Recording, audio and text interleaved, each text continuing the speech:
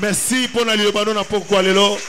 Merci beaucoup. Merci, vous pouvez reprendre vos places.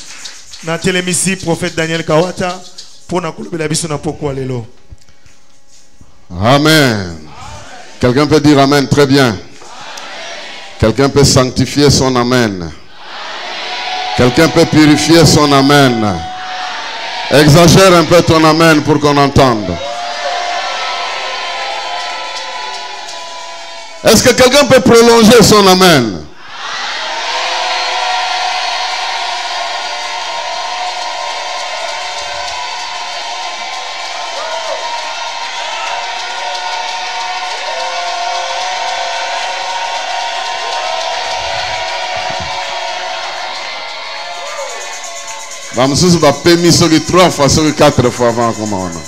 Que Dieu soit loué. Nous bénissons le Seigneur pour une autre semaine. Je crois que c'est l'avant-dernière ou c'est la 40e. C'est l'avant-dernière. Hein? C'est la 7e semaine. Hein? Donc, je aussi la demi-finale. Nous bénissons le Seigneur pour cela. Les quelques 3 jours que nous allons aborder aujourd'hui, demain et après-demain, nous aurons évidemment des temps de prière, mais nous allons entrer aussi dans une autre profondeur de l'étude de la parole de Dieu. Ces temps sont des temps de prière, mais aussi des temps d'étude de la parole de Dieu. Aujourd'hui, nous allons entrer dans un autre sujet qui concerne toujours le royaume de Dieu. Aujourd'hui et demain, si possible, je ne sais pas si ça va nous amener après-demain, mais nous voulons parler des lois, les lois du royaume de Dieu.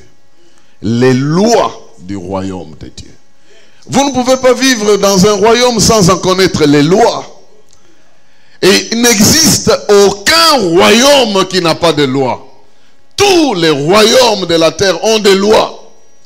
Et vous savez, en vivant dans chaque royaume où il y a des lois, si vous les respectez, vous êtes tranquille. Mais si vous ne respectez pas des lois, tu es banni de ce royaume-là, ou alors tu ne peux pas jouir de droit de ce royaume si tu ne respectes pas ces lois. Bien-aimés dans le Seigneur, aujourd'hui et demain, nous allons essayer d'entrer en profondeur. Mais c'est un sujet très vaste. Je suis certain que nous n'allons pas totalement épuiser la profondeur de ce sujet, mais nous allons essayer de parler de 2 grands points qui sont importants.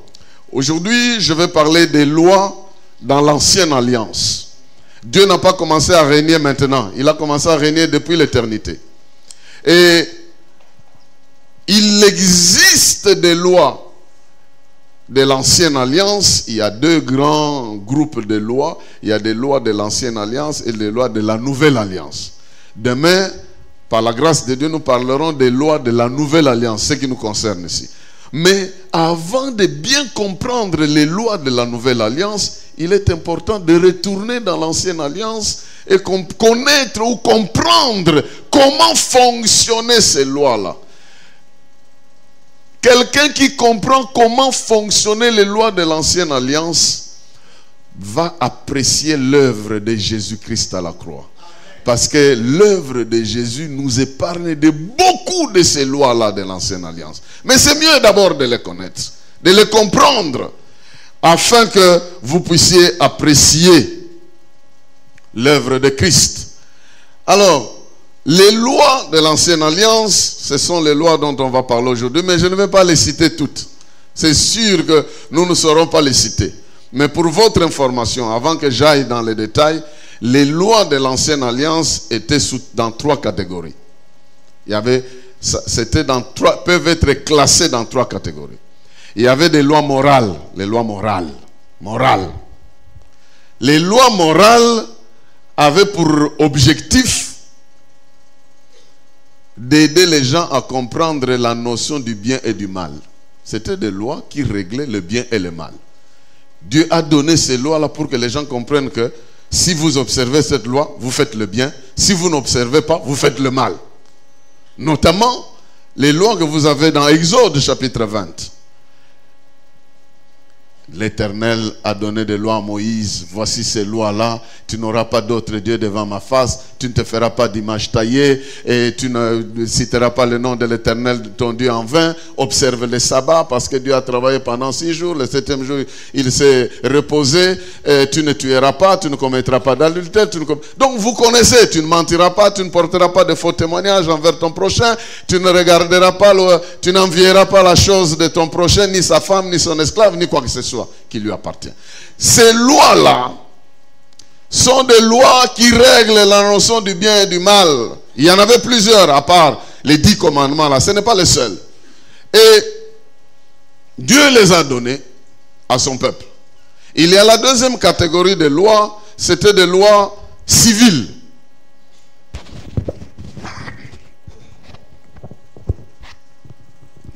Les lois civiles réglaient les relations entre les gens dans la société. Il y avait beaucoup de lois civiles. Vous allez dans Exode 26, dans beaucoup de passages de Lévitique qui règlent des lois civiles. Comment vous devez vivre en société. Parce que Israël devait vivre en société. Les lois civiles concernaient les lois dans le foyer, les lois pour gérer les esclaves, les lois pour respecter le roi, les lois pour aller à la guerre. Toutes ces lois-là, c'était des lois civiles. Il y en a plein. Donc, je ne peux pas vous en citer. Mais quand vous lisez, par exemple, Deutéronome chapitre 8, vous allez voir des lois qu'il y a une répétition de lois là-dedans, où Dieu dit aux gens comment vous devez vous préparer pour la guerre, comment vous pouvez... Toutes ces lois-là, c'était des lois civiles. Et Dieu a dit au peuple d'Israël, je mets devant toi la vie et le bien, le mal et la mort, tu dois choisir le bien en pratiquant les lois. Si vous lisez Deutéronome chapitre 28, 29, 30, 31, 32, tous ces passages-là parlent de la répétition des lois, on les cite clairement. Toutes ces lois-là. Réglant le problème du bien et du mal, réglant c'est-à-dire les lois morales, et les lois réglant la vie dans la cité, dans la société. La troisième catégorie de lois, c'était des lois qu'on appelait les lois cérémonielles, les lois de cérémonie. C'est la plupart des lois que Dieu a données à son peuple pour réglementer le contact avec lui. Comment les gens devaient le contacter. Donc il y a des lois morales pour régler la notion du bien et du mal. Il y a des lois civiles pour régler la vie dans la société. Mais il y avait aussi des lois cérémonielles qui réglaient le contact avec Dieu. Dans les lois cérémonielles, vous avez 3 parties. Les lois du tabernacle, cela veut dire les lois qui réglaient la présence de Dieu au milieu de son peuple. C'est-à-dire, si vous ne respectez pas ces lois-là, Dieu ne sera pas au milieu de vous. Donc, ce sont les lois qui étaient en rapport direct avec le tabernacle. Donc, la présence de Dieu au milieu de son peuple. Il y a des lois qui étaient liées à ça. Il y avait une deuxième catégorie, toujours dans les lois cérémonielles, les lois des offrandes et des sacrifices. Ça, c'est des lois qui réglementaient comment la personne devait adorer Dieu, comment la personne devait s'approcher de Dieu. On ne s'approche pas de Dieu n'importe comment. Il y avait une série de règles qu'il fallait respecter pour s'approcher de Dieu. Mais aujourd'hui, tu t'approches de Dieu n'importe comment, parce que Jésus a réglé ces affaires-là. Il a réglé tout ça, sinon chacun de nous, nan tabanaye, nan meme, s'occuper na bilo mususuana net ba. Comment on appelle ça, les pigeons et tout ça. Vous devriez amener ça avant de vous approcher de Dieu. Donc, il y avait des lois qui étaient dans cette catégorie des lois cérémonielles, des lois qui concernaient les tabernacles, c'est-à-dire ça réglait la présence de Dieu au milieu du peuple.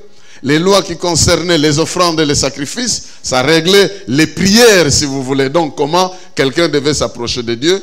Et il y avait la troisième catégorie dans des lois cérémonielles, des lois qu'on appelait les lois sacerdotales. Les lois du sacerdoce. Ça, c'est des lois qui réglaient comment quelqu'un devait servir Dieu. Vous voyez, il y a toute cette catégorie-là. Les lois morales, qui règlent la notion du bien et du mal. Les lois civiles, qui règlent la vie dans la société. Les lois cérémonielles, dans lesquelles il y a les lois sur les tabernacles, qui réglaient la présence de Dieu. les lois des offrandes qui réglaient la prière, comment quelqu'un pouvait contacter Dieu, et les lois qui réglaient les services, comment quelqu'un devait servir Dieu. Vous voyez, toutes ces lois-là, Israël devait les apprendre. Il fallait gober ça. Moi, il y a 12 ans. Ça va comme il y a 12 ans. Il faut aller à la Bilowana. Il faut aller à l'Ango Penza. Et c'est comme ça que quand Jésus est entré dans le temple, il a commencé à parler de ces choses. Lui, il avait 12 ans. À 12 ans, c'est en ce moment-là que tu commences à apprendre ça. Mais lui avait la maîtrise de ça. Et il posait des questions aux gens. Qu'est-ce que telle loi dit? Et pourquoi ceci est comme ça? Les gens étaient surpris parce que lui, il avait toute la maîtrise de toutes ces lois-là. C'était des lois que les enfants devaient apprendre, que les parents devaient apprendre à leurs enfants. Si tu veux vivre dans le bien, voici des lois. Si tu veux bien vivre dans la société, voici des lois. Si tu veux que Dieu soit présent dans ta vie, voici les lois. Si tu veux prier Dieu, voici des lois. Si tu veux servir Dieu, voici les lois. Il y avait donc toutes ces catégories de lois qui sont dans la Bible. Et vous imaginez, je n'ai pas le temps d'aller loi après loi. Mais j'aimerais résumer ici. Résumer, si vous êtes dans une université, hein, je m'en fous, même si vous me regardez comme ça. Je vais résumer ici, c'est important, il ne faut pas que quelqu'un te terrorise dans la vie quelque part. C'est pourquoi je vous donne cette matière ici.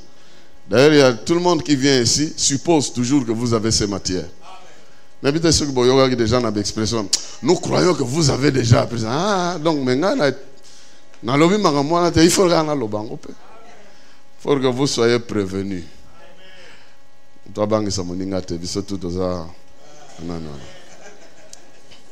Ces lois dont je viens de parler brièvement. D'ailleurs, qu'à la tête au fond, l'école pour la maturité chrétienne. Ici à l'IEC. Ici dans notre église, nous aurons une sorte d'école pour la maturité chrétienne. Nous avons plein de pédagogues, plein de spirituels. On aura déjà une commission pour la rédaction des leçons et des enseignements. Commission en égomontamento.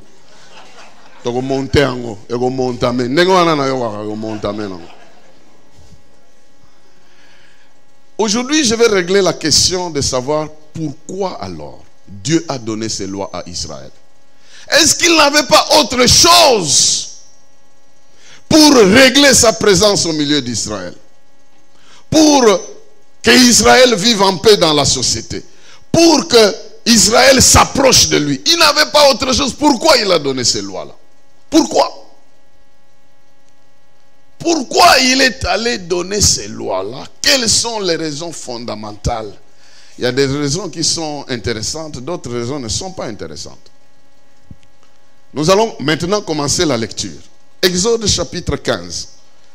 Nous avons plein de passages à lire. Maintenant, si vous faites la Bible.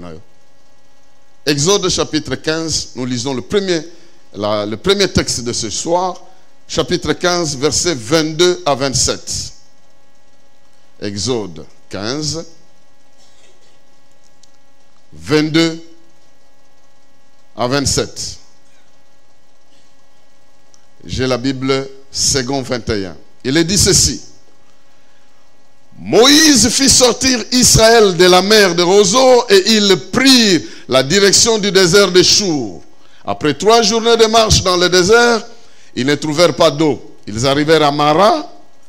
Ils ne purent pas boire l'eau de Mara parce qu'elle était amère. C'est pourquoi cet endroit fut appelé Mara, c'est-à-dire amer. Le peuple murmura contre Moïse en disant, « Que boirons-nous » Moïse cria à l'Éternel. Et l'Éternel lui indiqua un morceau de bois qu'il jeta dans l'eau et l'eau devint douce. Ce fut là que l'Éternel... Écoutez, c'est cette partie qui est intéressante ici. C'est très important cette partie ici. Vous allez trouver un truc qui est ici qui va vous aider à comprendre beaucoup de choses dans votre vie. Ce fut là que l'Éternel donna au peuple des lois et des règles. Ce fut là qu'il le mit à l'épreuve. Il dit, si tu écoutes attentivement l'Éternel ton Dieu, si tu fais ce qui est droit à ses yeux, si tu prêtes l'oreille à ses commandements et si tu obéis à toutes ses prescriptions, je ne te frapperai d'aucune des maladies que j'ai frappé les Égyptiens, car je suis l'Éternel, celui qui fait quoi? Qui te guérit. Écoutez, il y a une subtilité ici. Oubliez l'histoire de Moïse, les enfants d'Israël n'avaient pas de l'eau. Ils arrivent, ils ont maintenant de l'eau qui était amère. Et Dieu dit à Moïse, il lui indique un bois qui jette dans l'eau et l'eau devient douce, facile à prendre. Ça c'est un événement qui entoure cette histoire ici. Mais ce n'est pas tellement ça qui nous importe ici. Mais j'ouvre une parenthèse pour dire, le terme mara ici, ça veut dire amer, amer. Ce qui n'est pas bien à boire. C'est de là que vient le mot mari. Le mot mari. Le nom mari vient. Donc ça veut dire amertume. Quelque chose qui est amer. Et c'est comme ça que vous allez avoir une idée d'un bois qui entre dans l'eau amère et qui change cette eau-là. Ce n'est pas pour rien qu'un Jésus vient naître dans une Marie et que cette Marie dise « Je suis la bienheureuse » parce que quelqu'un est entré en elle et sort par elle. Ça, c'est juste une parenthèse. Mais ce n'est pas ça qui nous intéresse ici. Mais ça, c'est une image très forte ici de la présence de Jésus qui change le goût de la vie de quelqu'un. Si Jésus est dans ta vie, tu ne peux pas être amer. Marie, mais ton contenu a déjà complètement changé. Mais ici, la Bible dit, c'est là, à cet endroit-là, que Dieu a donné ses lois à son peuple pour le prouver. En d'autres termes, pour que le peuple entre dans une série d'examens. Pour que, épreuve, examen. Vous savez, vous ne pouvez pas réussir si vous ne passez pas par une preuve. Si vous ne faites pas un examen. Donc Dieu leur donne la loi. Il dit, si vous voulez vivre dans le bien, si vous voulez marcher avec moi, voici la loi. Et il détermine, il dit, si vous obéissez, alors moi je vais vous guérir. Vous voyez, la guérison ici est conditionnée par l'obéissance à ces lois ici. Quand vous lisez très bien, la Bible dit, verset 27, plutôt 26, il dit, si tu écoutes attentivement ton Dieu, si tu fais ce qui est droit à ses yeux, si tu prêtes l'oreille à ses commandements et si tu obéis à toutes ses prescriptions, je ne te frapperai pas des maladies dont j'ai frappé les Égyptiens. Et si tu ne fais pas? Maintenant, posez la question contraire.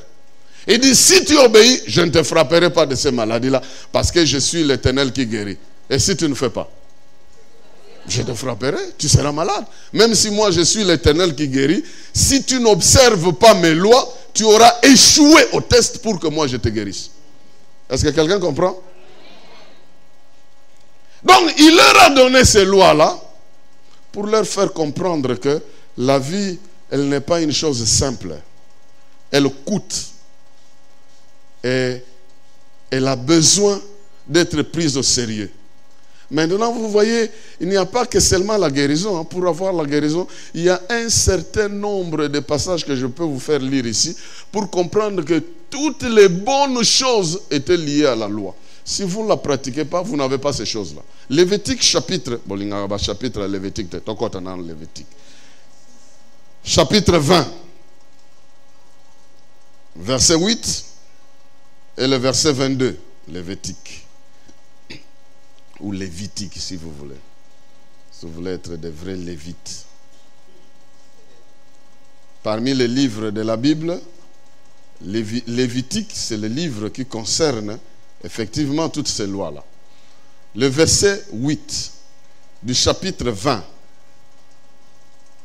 Le verset 8 dit, vous respecterez mes prescriptions et vous les mettrez en pratique. Je suis l'Éternel qui vous considère comme saint. Et puis là, on dit, si quelqu'un maudit son père, il sera puni de mort. Tout ce que vous voulez là. Ça, ce sont les lois. Mais d'abord, il met la condition, il dit, je suis l'Éternel qui vous considère comme quoi? Saint. Ou en d'autres termes, dans d'autres versions, on dit, je suis l'Éternel qui vous sanctifie. Ceci veut dire, si tu respectes les lois de Dieu, il va te mettre à part. Il va t'honorer. C'est ça que ça veut dire. C'est le même terme qui est dans la prière que Jésus nous a apprise. Que ton nom soit sanctifié. C'est-à-dire que ton nom soit distingué ou honoré au milieu d'autres noms. Et Dieu dit ici que si vous respectez mes lois, je vais vous distinguer des autres peuples. Donc la distinction venait de là. Sous-entendu, si vous ne respectez pas ces lois-là, je vais faire quoi? Je vais vous laisser confondre avec tous les autres peuples. Et le verset 22, le verset 22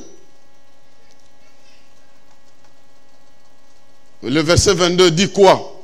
Vous respecterez toutes mes prescriptions et mes lois, toutes mes règles. Vous les mettrez en pratique afin que le pays où je vous conduis pour vous y établir ne vous avale pas. C'est ce qui est écrit là-bas. Ne vous vomisse pas. Donc si vous ne mettez pas en pratique, vous ne saurez pas vivre dans la terre promise. La terre promise, ça va vous vomir. Donc pour bien vivre dans la terre promise là, il faut respecter mes paroles. Et la terre promise les a vomis, vous savez.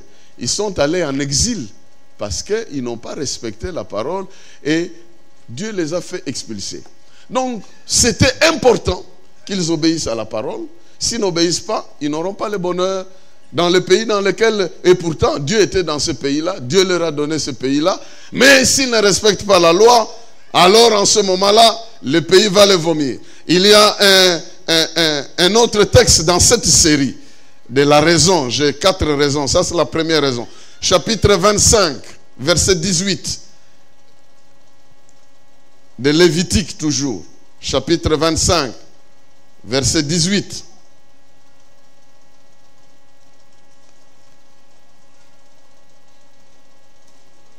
Il est dit ceci. Mettez mes prescriptions en pratique, respectez et mettez en pratique mes règles, vous habiterez ainsi en sécurité dans le pays. Non seulement le pays va vous accueillir, vous vivrez très bien, mais il s'est dit alors vous vivrez en sécurité. C'est pour cette raison que vous lirez des passages dans la Bible comme « Et les Philistins vinrent encore ». Et les Philistins vinrent encore. Et les Philistins. Ce bout de phrase-là, il y en a beaucoup dans la Bible. Et les Philistins. Et les Madianites. Pourquoi? Parce que le peuple ne mettait pas en pratique. Il n'était plus en sécurité parce que les Philistins venaient. Les Philistins profitaient de l'expression que nous utilisons souvent. Il dit à Fongoli brèche, Yangwana Moninga, Monguna plutôt à côté lié. Donc, c'était les lois. Si elles ne respectent pas celles-ci, Israël ne respecte pas les lois, alors la sécurité ne sera plus là. Ce sera de l'insécurité. Donc la sécurité aussi était liée. Chapitre 26. Chapitre 26. Je vous lis tout ça pour que vous compreniez que c'était très sérieux cette affaire. Chapitre 26 plutôt, verset 15. Et nous allons sauter les autres versets pour lire le verset 43. Chapitre 26. Verset 15. Et puis le verset 43. Le verset 15 dit ceci. Si vous méprisez mes prescriptions, si vous montrez du dégoût envers mes règles, mes lois, au point de ne pas les mettre, de mettre tous mes commandements en pratique et de rompre mon alliance, voici alors ce que je ferai. J'enverrai vers vous quoi? La terreur, le dépérissement et la fièvre qui épuisent les regards et rongent la vie. Vous sèmerez vos semences pour rien. Ce sont vos ennemis qui les mangeront. Qu'est-ce que c'est que cette épreuve? Donc, pour Olona, pour Obuka, il faut respecter mes bégonas. Si vous respectez Olona, mais c'était l'épreuve de la vie. Et ils étaient sous cette loi-là. Et ils devaient la respecter. S'ils ne respectent pas, alors en ce moment-là, ils n'ont pas droit à beaucoup de choses. À beaucoup de choses. À beaucoup de choses. Voici donc une des raisons. Ils devaient respecter la loi comme faisant partie de l'épreuve de la vie. Comme faisant partie des efforts qu'ils doivent faire pour obtenir la guérison. Des efforts qu'ils doivent faire pour obtenir la sémence, plutôt les récoltes de leur sémence, pour être en sécurité, pour vivre dans la victoire. Il y avait des efforts qu'ils devaient faire. Ils devaient respecter ces lois-là. Les lois elles étaient nombreuses. C'est pourquoi il y avait des sacrifices pour omission aussi, pour des lois que j'ai ignorées, peut-être que je n'ai pas respectées, pour qu'on ne me punisse pas. Vous imaginez le nombre de sacrifices que ces gens-là faisaient. Il vient de faire son champ, mais il ne sait pas s'il va récolter ou les ennemis vont venir.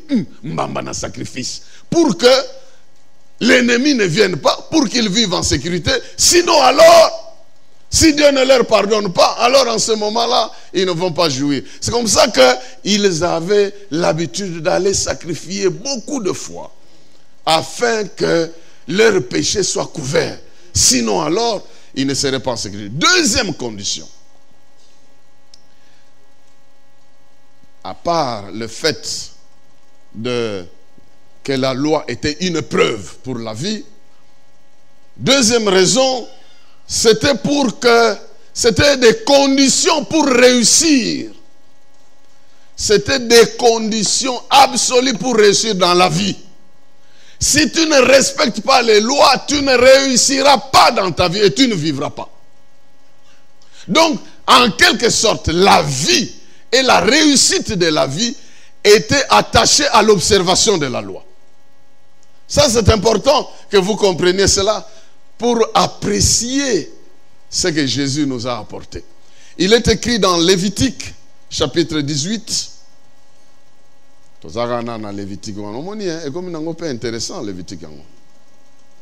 Chapitre 18, nous lisons deux versets, le verset 5.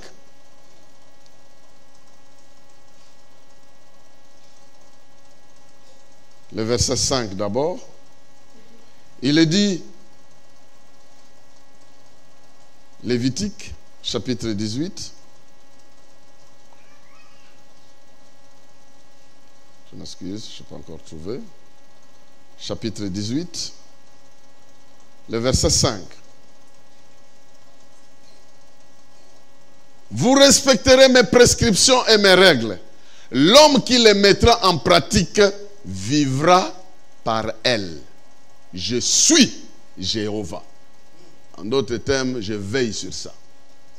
L'homme qui mettra en pratique vivra par elle. Donc la vie était étroitement attachée à mes bégoana. Si vous respectez, on vivre peut-être. Et cette règle-là est renforcée au verset, si vous lisez, on peut aller rapidement lire le prochain verset, c'est le verset 43. Le verset 43, on saute les autres versets. Si vous avez le goût, vous pouvez continuer à lire tout ça. Hein? Mais le verset 43, qu'est-ce qu'il nous dit? Qu'est-ce que je dis? Je m'excuse. Le verset 43 est exact. Hein?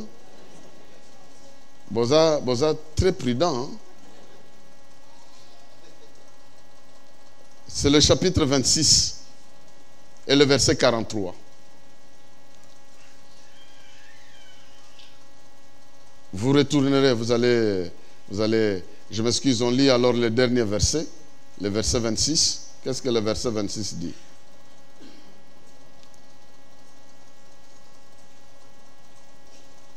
En effet, tous ceux qui commettront,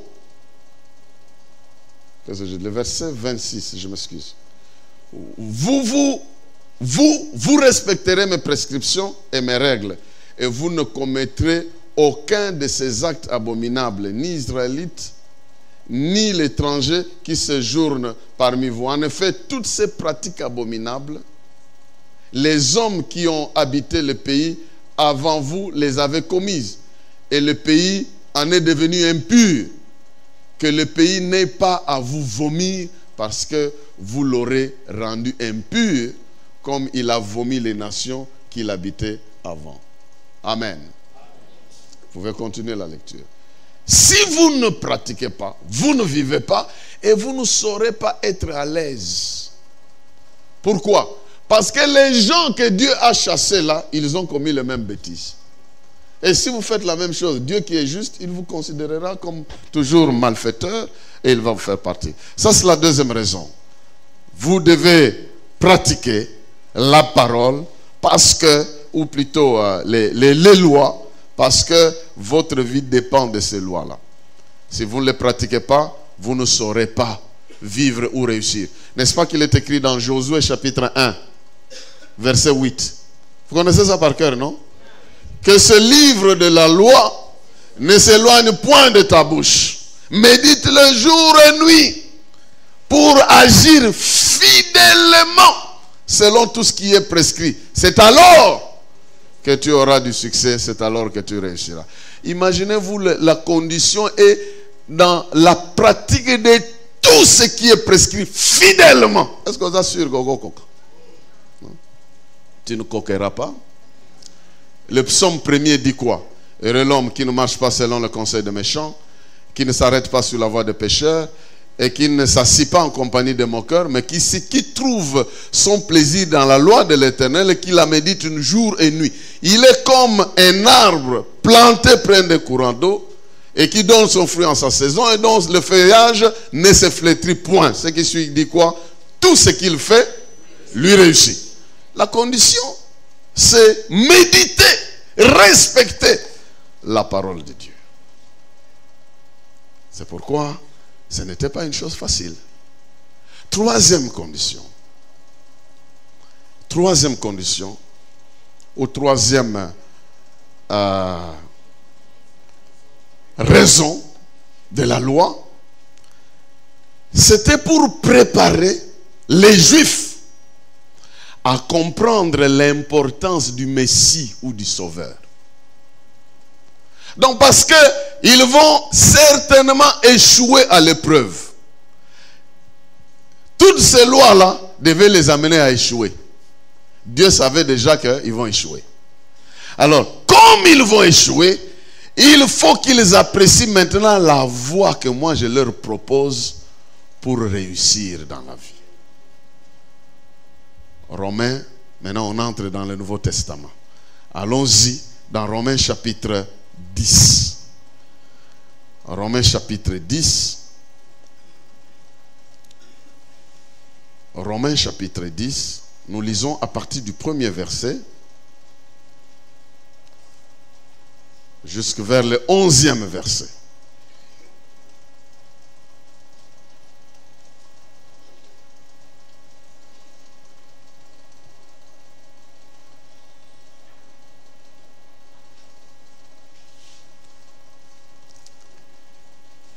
Romains chapitre 10.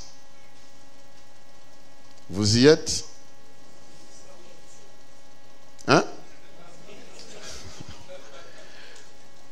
Alors, Paul est en train d'expliquer un problème. J'aimerais ici circonscrire. Paul a un souci. Le souci de Paul, c'est quoi? C'est que ses frères juifs, ils essayent de s'attacher à la loi pour essayer de mettre en pratique. Ils ne croient pas en Jésus. Et ils essayent de chercher à mettre vraiment ces lois en pratique. Ils échouent toujours. Alors, Paul souffre parce que Dieu lui a donné la révélation pour comprendre quel était le rôle de la loi par rapport à la présence de Jésus-Christ. Alors, il explique ça ici. Il dit, frères et sœurs, le vœu de mon cœur et ma prière à Dieu pour les Israélites, c'est qu'ils soient sauvés. En effet, je leur rends ce témoignage. Ils ont du zèle pour Dieu, mais conformément à la vraie connaissance. Mais pas conformément à la vraie connaissance. Ils ignorent la justice de Dieu et cherchent à établir la leur propre. Ils ne se sont donc pas soumis à la justice de Dieu, car Christ est la fin de la loi pour que ceux qui croient reçoivent la justice. Est-ce que tu es prêt? Est-ce que tu es présent? Il est en train de dire que les lois étaient données, mais les gens échouent toujours. Mais Jésus est venu afin que lui mette la loi en pratique pour qu'à partir de lui, nous soyons tous considérés justes comme si nous avions appliqué la loi. Est-ce que tu es présent dans la salle? C'était ça le rôle de Jésus. Il devait venir pour payer le prix de tous ceux qui ne savent pas obéir à la loi. Parce que les lois étaient tellement nombreuses, tellement difficiles. C'était l'épreuve. Jésus est venu pour dire, et il devait réussir à cette épreuve-là, afin qu'à partir de lui, Dieu nous considère comme justes. C'est-à-dire des gens qui sont corrects devant lui. Parce que les lois réglaient les problèmes du bien et du mal. Les lois réglaient la vie dans la société. Les lois réglaient la présence de Dieu. Les lois réglaient le problème qui concerne les services ou la prière. Et Jésus qui est venu, qui a en quelque sorte respecté cette loi-là pour nous, il réunit pour nous les conditions pour que nous marchions dans le bien, pour que Dieu soit présent, pour que nous servions Dieu, pour que nous prions Dieu. Donc toutes ces lois-là sont réunies en lui, qui les a respectées parce qu'il a obéi à la loi et aux prophètes. Et Paul est en train d'expliquer ça. Le verset qui suit nous dit ceci. En effet, Moïse décrit ainsi la justice qui vient de la loi. Nous avons lu ça. L'homme qui mettra en pratique ces prescriptions vivra par elle. Nous avons déjà lu ce passage ici. Et Moïse a aidé les gens à comprendre que si vous mettez les lois en pratique, vous vivrez par elles. Mais, le verset qui suit, voici comment parle la justice qui vient de la foi. Ne dis pas en ton cœur, qui montera au ciel? Ce serait en faire descendre Christ. Ou qui descendra dans l'abîme? Ce serait faire remonter Christ de chez les morts. Que dit-elle donc? La parole est près de toi, dans ta bouche et dans ton cœur. Or cette parole est celle de la foi que nous prêchons. Si tu reconnais publiquement de ta bouche que Jésus est le Seigneur, si tu crois dans ton cœur que Dieu l'a ressuscité, tu seras sauvé. En effet, c'est avec le cœur que l'on croit et parvient à la justice, et c'est avec la bouche que l'on affirme une conviction et parvient au salut. Comme il est écrit, celui qui croit en lui ne sera pas couvert de honte. Voici la solution que Dieu a apportée. Comme vous ne réussirez pas à l'épreuve, je vous envoie maintenant une autre méthode pour être agréable devant moi. Croire en Jésus-Christ. Si vous croyez en lui, vous le recevez comme Seigneur et Sauveur, vous êtes comme quelqu'un qui a respecté la loi. Est-ce que vous êtes présent? Vous êtes comme quelqu'un qui a respecté la loi. Alors ça, c'est même une condition pour entrer dans le royaume de Dieu. C'est même une condition pour devenir un citoyen du royaume de Dieu. Accepter le roi, que ce roi-là a réuni toutes ces conditions. Donc, ces lois étaient là pour aider les Juifs à comprendre qu'ils ne vont pas réussir, ils ont besoin d'être sauvés.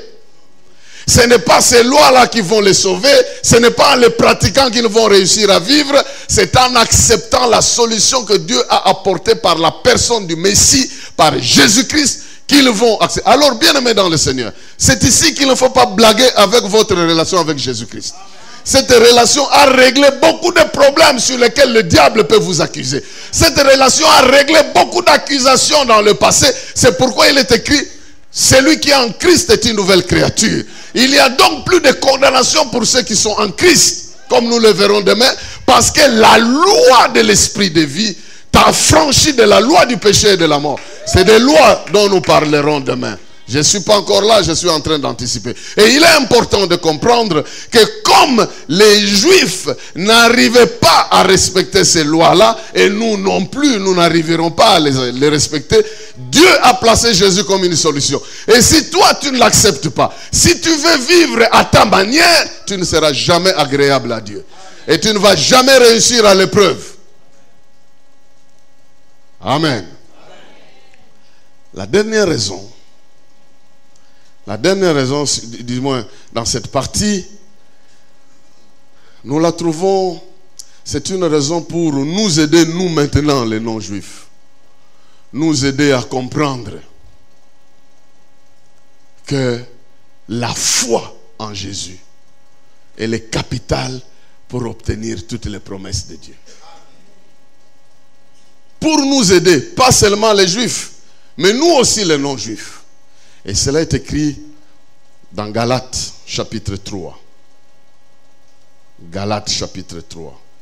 Donc vous voyez comment nous sommes allés dans les Lévitiques, les Galates, les tout ça. Chapitre 3.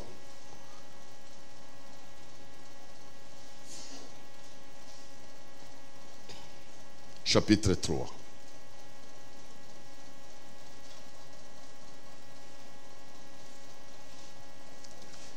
Chapitre 3.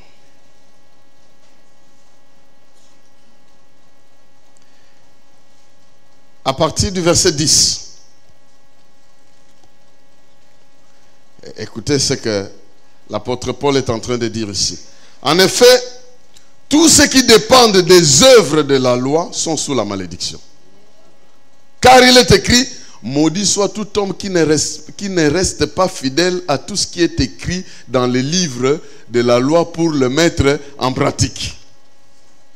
Donc tous ceux qui ne mettent pas la loi en pratique, ils sont maudits. Donc Dieu ne les accepte pas, il ne les approuve pas. Verset 11. De plus, il est évident que personne n'est déclaré juste devant Dieu dans le cadre de la loi parce qu'il est écrit le juste.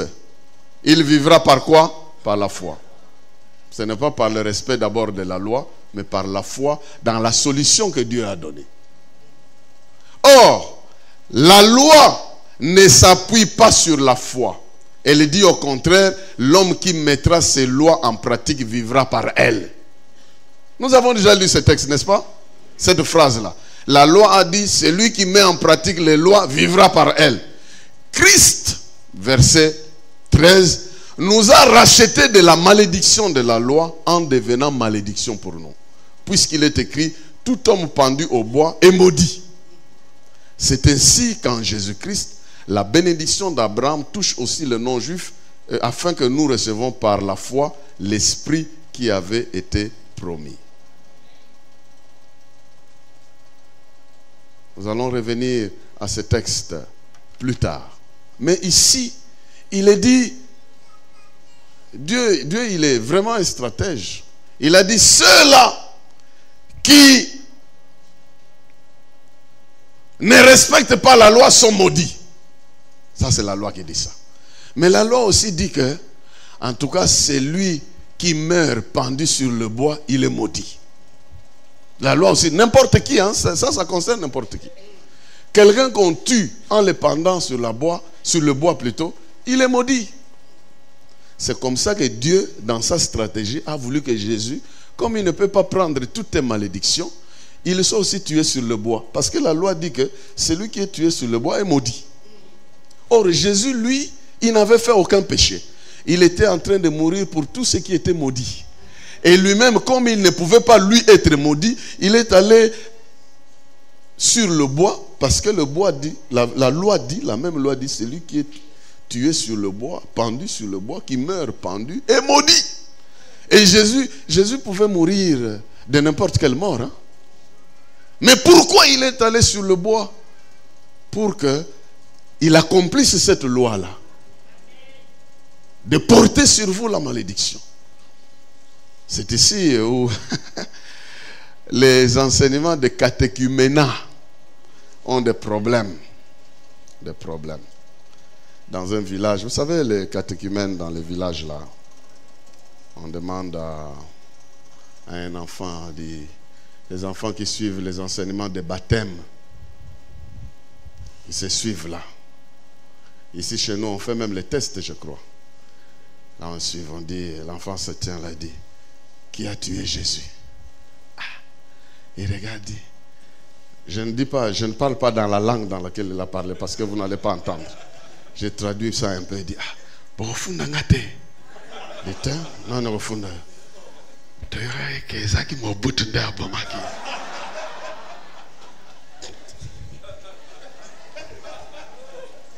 il dit, dans les ondits là, on a appris que c'était Mobutu qui l'avait tué. Où est-ce qu'il est allé apprendre ça? Je ne sais pas. Et la deuxième personne arrive. On pose la même question. Qui a tué Jésus?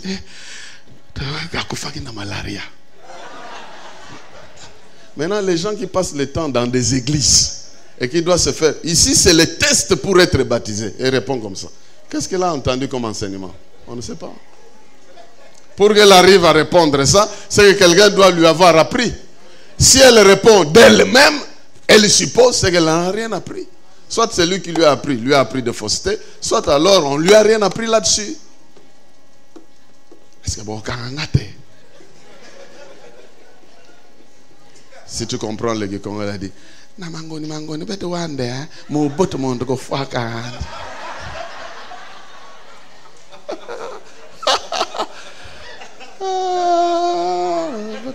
bon, ça c'est la version authentique. C'était comme ça. Paul est en train de dire ici que la loi, elle était donnée pour que les gens comprennent que c'est difficile. Il faut apprécier la solution que Jésus... Si nous devons apprécier la solution de Jésus, qui est mort sur le bois, c'est lui. Il est mort pour nos péchés. Donc celui qui est mort sur le bois est maudit. Et lui était juste, il est venu mourir pour moi. Alors je ne vais jamais accepter une malédiction dans ma vie. Je ne vais jamais accepter ça.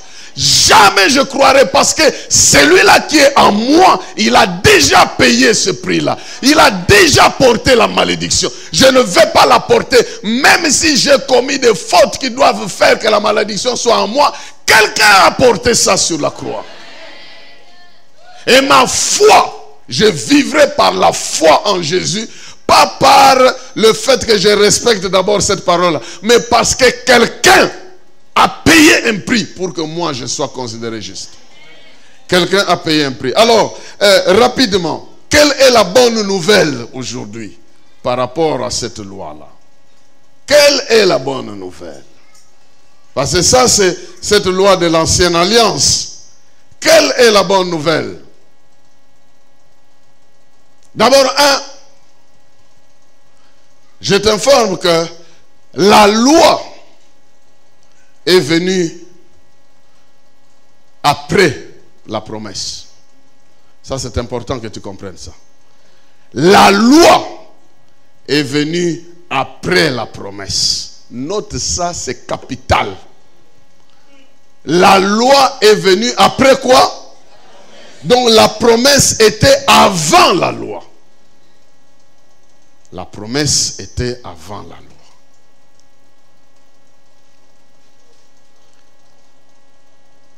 Nous retournons dans notre texte de Galates chapitre 3 et nous continuons la lecture à partir du verset 19.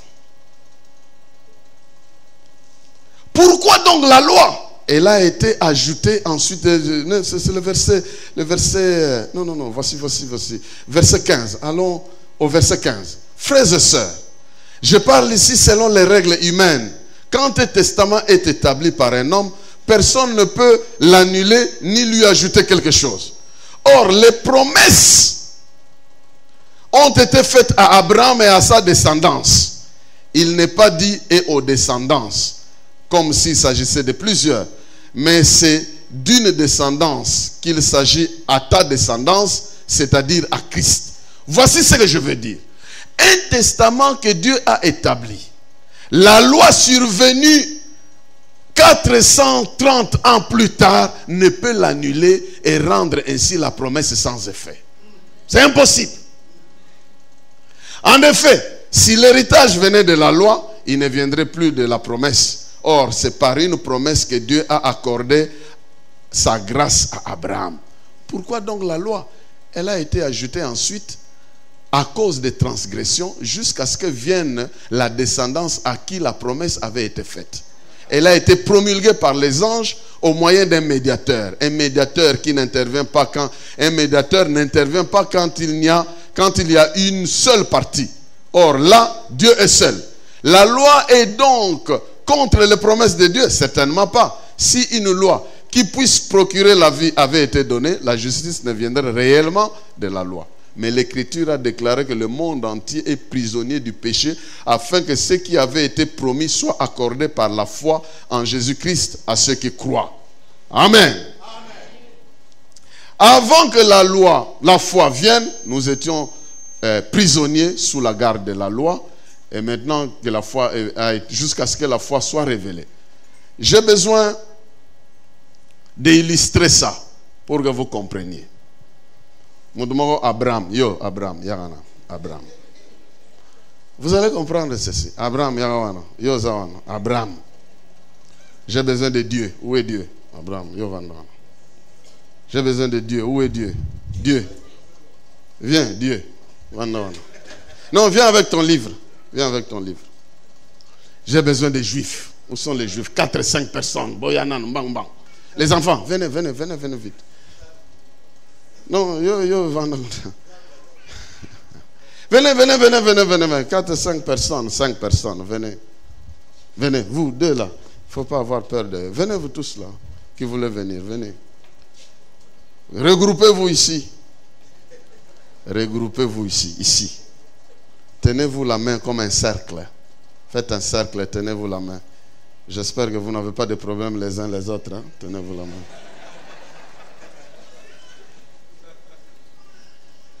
J'ai besoin de Christ. Où est Christ? Viens.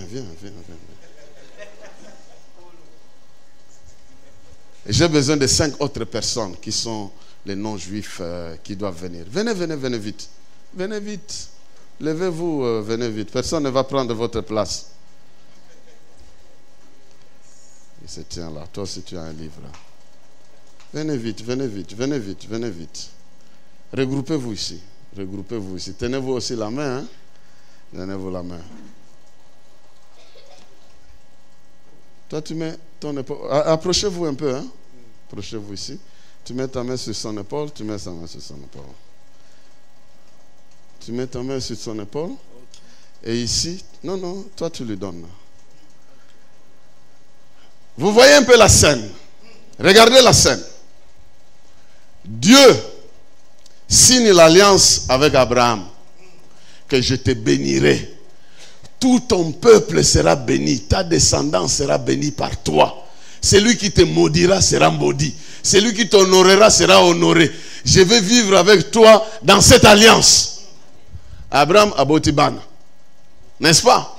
Maintenant, quand ces enfants sont devenus un peuple, Dieu leur dit, il ne faut pas que cette promesse s'accomplisse sans que je les éprouve d'abord. Je dois leur donner la loi. Est-ce que vous comprenez? Je dois leur donner la loi. Ils doivent respecter cette loi-là afin qu'ils soient conscients qu'ils ne réussiront pas eux-mêmes. Et de ces gens ici qui ne respectaient pas la loi, qui sont pourtant les gens qui ont reçu la promesse, est sorti Jésus-Christ. Qui a, parmi les enfants, qui a respecté la loi. Est-ce que vous comprenez ça? Il a respecté la loi, donc il est capable maintenant. La promesse qui a été donnée là, dans cette alliance-là, que la loi ne pouvait pas détruire, est transmise à ceux qui croient. Ici, ce n'est pas autre chose que la foi. Le lien ici, c'est le lien de la foi. La promesse qui a été donnée là, la Bible dit, c'est ce que Paul dit, ne pouvait pas être annulée par cette génération parce qu'ils n'ont pas cru en Dieu. Donc, avant que la loi vienne, la promesse existait déjà. Donc, la loi qui est venue 430 ans plus tard ne pouvait pas annuler ce que Dieu a déjà dit. Dieu avait déjà promis. Donc, ceux-là, ici, qui veulent avoir cette promesse-là, doivent être liés par la foi et non pas par la loi que ceux ici n'ont pas respectée. Est-ce que quelqu'un comprend quelque chose? Vous pouvez aller vous asseoir. Merci beaucoup, merci beaucoup. C'est important et c'est ce que l'apôtre Paul est en train d'essayer de nous expliquer ici.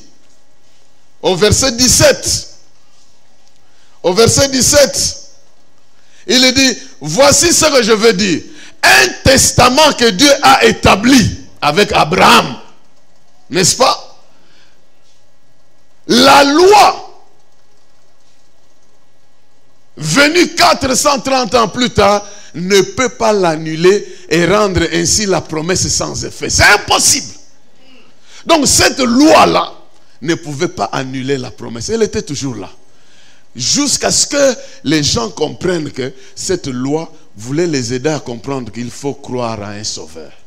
Alors, bien-aimé dans le Seigneur, ta réussite dans ta vie n'est pas d'abord par ce que toi tu pratiques, mais par ce que Christ a fait pour toi. Si tu as ça comme fondement de ta foi, tu ne seras jamais ébranlé dans ta vie. Et chaque fois que tu auras un problème avec le péché dans ta conscience, nous allons revenir demain. Parce que dans la nouvelle alliance, Dieu a dit, je vais inscrire mes lois dans leur cœur. Je vais inscrire ça dans leur cœur. C'est pourquoi Jésus est venu. Là aussi, ça chauffe. Mais il y a un système de pardon qui existe. Jésus est venu inscrire ça dans nos cœurs. C'est pourquoi il disait, vous avez appris qu'il a été dit, tu ne tueras pas. Mais moi, je vous dis, dans le cœur, là, si vraiment tu as de la haine vers ton frère, tu l'as déjà tué. Il a renforcé la loi pour montrer que son pardon a de la valeur. Je ne sais pas si je parle à quelqu'un. Mais ça, c'est la matière de demain. Je vous mets déjà l'eau dans la bouche. Et nous allons en parler demain. Mais aujourd'hui, vous devez savoir, la première chose, qu'est-ce que j'ai dit? La bonne nouvelle, c'est que la promesse est venue avant la loi. Donc la loi qui est venue après ne pouvait pas annuler la promesse de Dieu. Promesse est Zanangoraka. Deuxième bonne nouvelle, c'est que Jésus a accompli la loi pour toi. Et il est la fin de la loi. La fin de la loi. Et le début de la grâce. La fin de la loi parce qu'il a mis en pratique cette loi-là. Et il l'a mise en pratique à ta place. La question qui se pose, alors maintenant cette loi-là, comment moi je deviens? Nous verrons ça demain. C'est des matières que nous allons débattre demain. Mais aujourd'hui, tu as lu dans Romains chapitre 10, il est écrit, il est la fin de cette loi-là. C'est lui qui est venu mettre fin à l'épreuve, parce que Dieu leur a donné la loi pour les éprouver. Il est venu mettre fin à l'épreuve pour commencer à proclamer les résultats de l'épreuve. Vous savez, après l'épreuve, on proclame les résultats. Et il est venu proclamer que la proclamation, c'est quoi? Que tous sont péchés. Et sont privés de quoi? De la gloire de Dieu. Mais ils sont gratuitement justifiés en Jésus-Christ. Donc, le salaire du péché, c'est la mort. Et tous ont péché, ils sont privés de la gloire de Dieu, mais ils ont reçu la grâce à partir de celui qui a accompli la loi afin qu'ils soient considérés justes. Ce qu'on dit, là, est juste.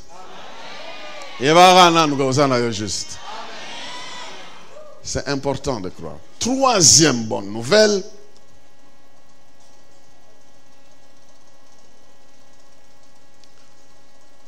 que la bonne nouvelle, c'est que ceux qui ont échoué dans l'épreuve, dans l'examen de la loi, peuvent réussir dans la foi en Jésus-Christ. Maintenant, qu'est-ce que je veux dire par là? Ce que je veux dire par là, c'est ceci. Si je rentre dans Lévitique,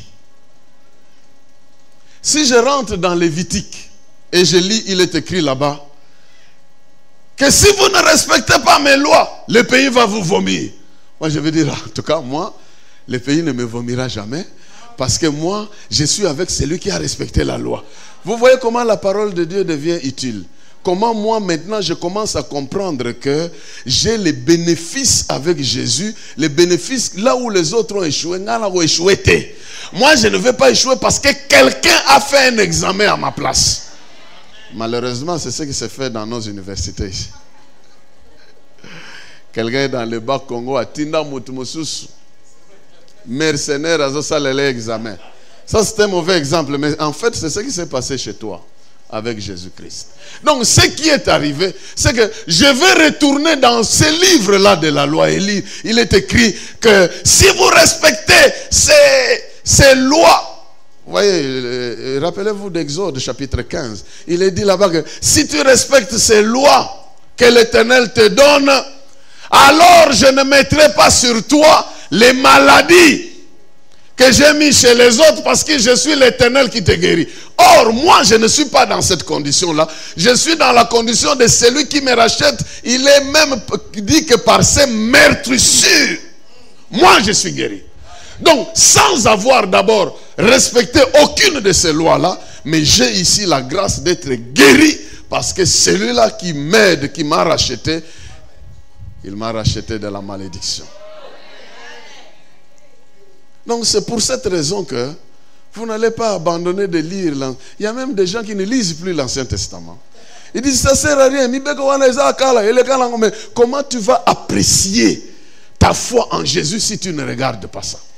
C'est en lisant ces choses que tu vas... Ah, donc moi je suis dans une condition différente. Moi je peux confesser ma guérison aujourd'hui parce que c'est lui qui m'a racheté. Il est mort à la croix et il est même dit que par ses meurtrissures, moi j'ai été guéri. Donc l'Éternel qui me guérit vit avec moi. Il est devenu Emmanuel. Il est venu vivre avec moi. Il est venu tabernacler. Il est venu vivre sa présence en moi. Les lois de tabernacle disaient qu'il fallait construire ceci, il fallait l'arche là-bas, il fallait décorer la maison. Moi, je n'ai pas tout cet argent-là, mais le Dieu du ciel m'a envoyé un sauveur. Il a dit, celui qui croit en moi, mon Père et moi, nous viendrons faire notre demeure chez lui. Donc, il vit en moi sans que j'aie respecté ces lois-là. Et parce qu'il est sa présence est en moi, je crois encore très fort. Je crois encore très fort. Il y a des gens qui étaient bannis pour servir l'Éternel. Il n'y avait que la tribu de Lévi. Mais Jésus est venu, il a enlevé ces lois-là. Il n'y a ni homme, ni femme, ni grec, ni juif dans cette matière-là. Tous, nous sommes enfants de Dieu et nous pouvons servir Dieu. Donc vous pouvez apprécier que là où l'épreuve de la loi a fait échouer certains, la justice de la foi nous fera réussir. Alors, ta réussite ne dépend pas d'abord d'un certain nombre de principes, mais de ta foi en celui qui t'a changé et qui a fait toutes ces choses dans ta vie. Avant-dernière bonne nouvelle. Non, c'est la quatrième maintenant. Oui. La dernière, et je m'arrête là pour ce soir. La quatrième bonne nouvelle, c'est que il ne faut pas simplement méditer les livres de la loi, mais il faut méditer celui qui est la parole et qui a été faite chair, c'est-à-dire Jésus-Christ. Je ne sais pas si je me fais comprendre. Je ne vous dis pas de ne pas lire la parole. Je suis en train de vous dire que ces passages-là, que le livre de la loi ne s'éloigne point de ta bouche, était un passage que les gens devaient utiliser pour réciter tous les commandements et les mettre en pratique. Et aujourd'hui, la plus profonde méditation doit être faite sur la personne de Jésus-Christ. J'aimerais savoir, dans le texte que je lis, où est-ce que Jésus apparaît? Où est-ce qu'il apparaît ici? Comment je peux mieux le saisir au travers de ce que je lis? Quand je lis la loi, comment je le vois là-dedans? Je le vois comme celui qui a accompli la loi pour moi. Vous voyez, quand vous lisez Luc chapitre 24, l'histoire des disciples d'Emmaüs, il est écrit là que quand ils discutaient avec Jésus, Jésus marchait avec eux. Ils lui ont fait comprendre qu'ils étaient tristes parce que les gens avaient tué Jésus. Et la Bible dit que, commençant par Moïse, Jésus commençant par Moïse, c'est-à-dire Genèse, Exode, Lévitique, Nombre, Deutéronome. C'est ça que la Bible appelle Moïse. Commençant par Moïse, en passant par les prophètes, il leur expliqua ce qui le concernait. En d'autres termes, tu dois t'exercer à le voir au travers de la parole de Dieu pour que tu le connaisses mieux et que tu vives mieux ta foi. Il a dit aux Juifs dans Jean chapitre 5 à partir du verset 39, vous sondez les Écritures pour essayer d'avoir la vie. Mais ces écritures-là parlent de moi et vous ne voulez pas venir à moi pour avoir la vie. Je suis en train de te dire, ne sois pas fanatique, mais un vrai amoureux de Jésus-Christ. Passe ton temps à raisonner sur Jésus-Christ, à réfléchir. Ce que tu dois devenir, tu le dois à cause de ce que Jésus a fait. Tu es souvent malheureux quand tu regardes ce que tes ancêtres ont fait. Ah, ngai benza famille yo, famille yo. Ngai benza na comprena te famille yo, nene famille. Là, tu médites sur ta famille et tu ne tires rien de bon. Tu ne peux que tirer ce qui est décourageant. Mais si tu mets Jésus là-bas, dans ta face, au lieu de méditer sur les sujets négatifs, tu dis, oh, Jésus est venu pour me sauver, pour me délivrer, pour changer ma vie, pour me donner le vrai bonheur, pour que les promesses du royaume de Dieu deviennent une réalité pour ma vie. Avant même que je n'ai fait quelque chose, la Bible dit que Dieu prouve son amour envers nous, de sorte que lorsque nous étions encore des pécheurs, Christ est mort pour nous. Bien-aimé dans le Seigneur, il y a une bonne nouvelle pour toi. C'est que la promesse, elle est encore pour toi. La promesse que tu as, elle n'est pas seulement la promesse d'Abraham, mais celle du Saint-Esprit, qui devait venir vivre avec toi pour t'aider à comprendre toutes ces choses. Et c'est important de connaître cette loi. Quand tu lis la loi, comprends que Dieu t'a sauvé de ces choses-là. Et tu n'as pas besoin d'être intimidé. C'est mieux de la connaître et c'est aussi mieux de croire que Dieu t'a sauvé de toutes ces lois. Bonne digestion et que Dieu vous bénisse.